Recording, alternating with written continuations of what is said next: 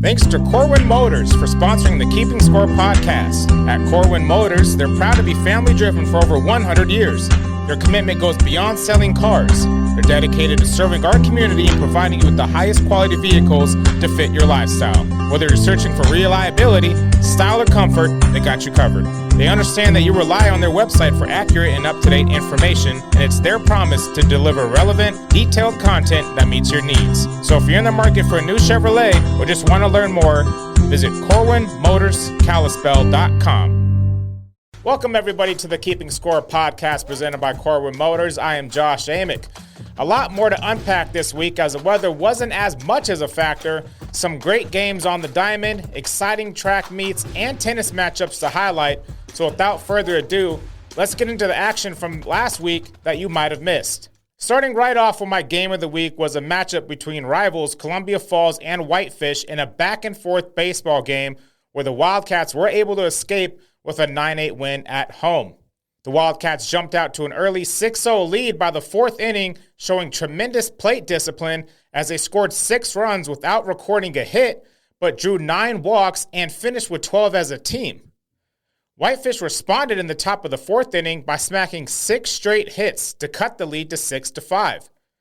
The Bulldogs added 3 more in the fifth to take an 8-6 lead before the Wildcats responded with 3 runs of their own, highlighted by Joria Hill's triple to take a 9-8 lead into the final frame. That's when my poster player of the week, Reggie Sapa, stepped up huge for Columbia Falls, striking out 5 of the next 6 batters for the save and left the tying run on third in the 7th inning with no outs and didn't allow any runs to score.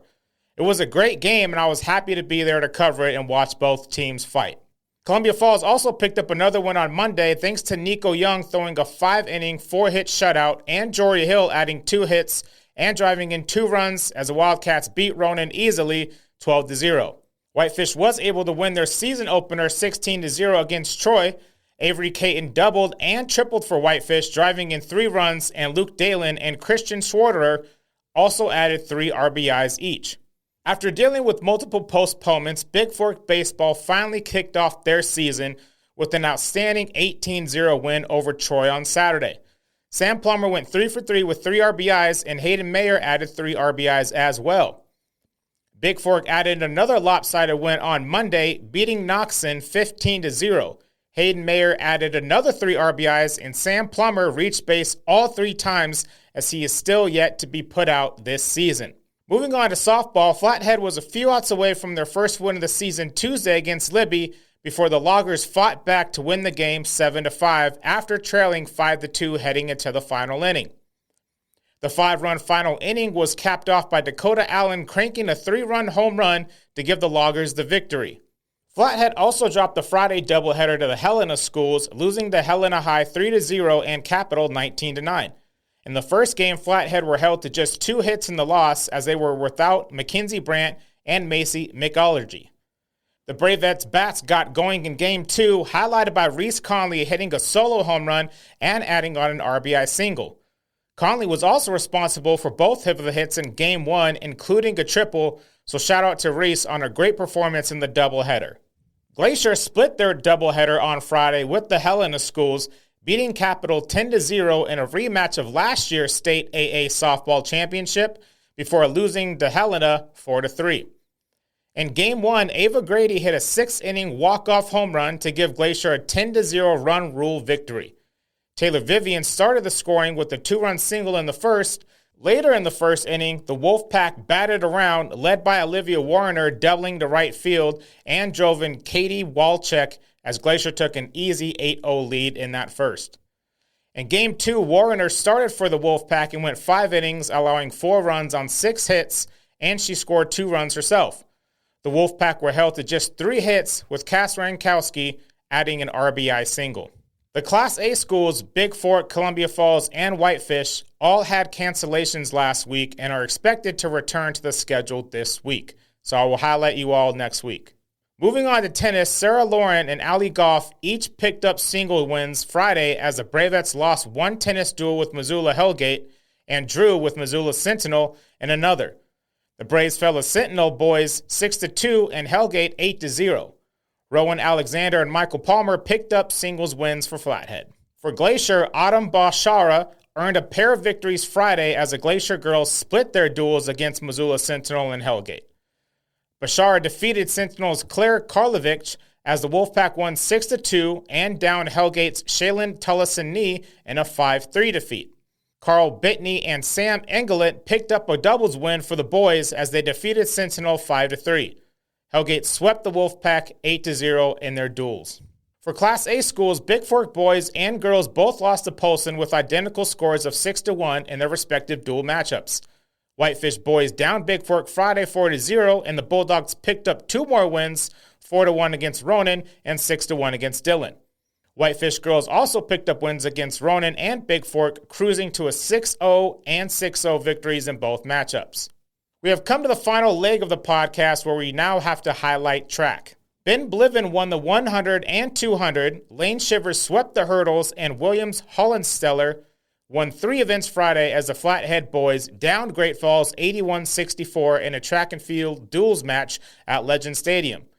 The Braves also got wins from Jacob Johnson in the 800, Kaysen Kastner in the 3200, and Orion Sullivan, a sophomore, in the javelin.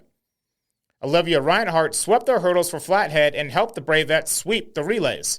Reinhardt's time of 14.74 in the 100 hurdles is far and away the best time in state, and her time of 48.33 in the 300s is second in AA. The Glacier boys won 14 of 17 events, and the girls won 12 of 17 events at the track and field duels match with Great Falls CMR held Friday at Memorial Stadium.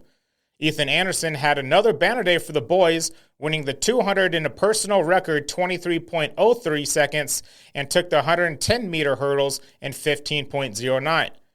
Mark Honor and Spencer Hodge also won twice. Honor won the 300 hurdles and high jump, and Hodge took the 100 meters and long jump. Dylan Smith had a top mark for the pack, throwing 159 feet 11 inches to win the discus. The meet, which wasn't scored, also saw Glacier girls get wins from Brianna Barnes in the 100 meters and pole vault and both relays. Barnes is tied for the top vault in AA, and 8 more Wolfpack girls added victories in their events. Jack Phelps picked up big points in the sprints and won the 200 in a Class A leading 22.84 seconds Friday. Isaac Soyland and Lane Voymans led a push in the field events that helped Columbia Falls outpoint defending state champion Corvallis 82-72 for the boys team title at the Hamilton Invitational. Track meets have a ton of events, so if you want to see the full results, head on over to athletic.net to catch up on anything I might have missed, as there's plenty of events and plenty of winners in each meet. That is going to wrap up this week's episode of the Keeping Score podcast presented by Corwin Motors. We will be back next week to highlight more sporting events from the spring. And until then, we'll see you all next week. Take care. A fire that broke out on a cold and dark February morning in 2024 sent the small northwest Montana town of Noxon reeling. Beginning in the Angry Beaver General Store on Noxon Avenue, the conflagration would eventually claim a neighboring restaurant and a storied bar. The town had lost 3/4 of its business community by the day's end. 7 months after the fire, people were still wondering, will Noxon recover? Can it mount a comeback? What will rise from the ashes? Stream Season 3 of the Daily Interlakes Deep Dive podcast on your favorite audio platform, or catch the 2-part series on our YouTube channel.